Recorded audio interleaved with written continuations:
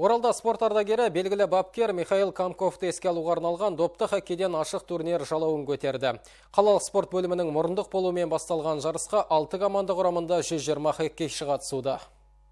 Білікті бапкер Михаил Камковтың құрметіне допты хоккейден өткізілетін турнир Оралда дәстүрге айналған. Кезекті жарысқа жергілікті және Ресейдің Димитровград, Самара, Новокуйбышевск қалаларының құрамалары қатысуда. Басты мақсат допты хоккейді дамыту.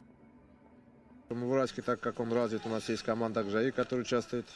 Оралдық «Ақжайық» командасы Ресейдегі жоғарғы лигаларға қатысып, жақсы нәтиже көрсетіп жүр. Ел құрамасы допты хоккейден әлемдегі ең мықты командалардың бірі. Сондықтан біздің шәкірттеріміз жаттығып, байрақты бәсекелерде топ жарса дейміз. Олардың хоккеймен алаң сайын айналысуына бар жағдай жасалып отыр. 2005-2006 жылғы жасөспірімдер арасындағы турнирде мұз айдыны алғаш болып облыстық балалар жасөспірімдер спорт мектебінің құрамасы мен Самара қаласының командасы шықты.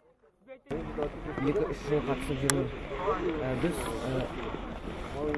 ұтамыз деп ойлаймыз, бірақ бірінші матчты ұтып қалдық.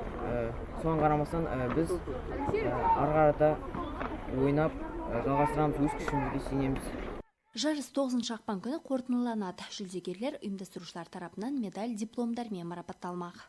Гүлжан Аюпова, Дастан Бижанов, Айдос Кесимов, Ақжайық арнасы.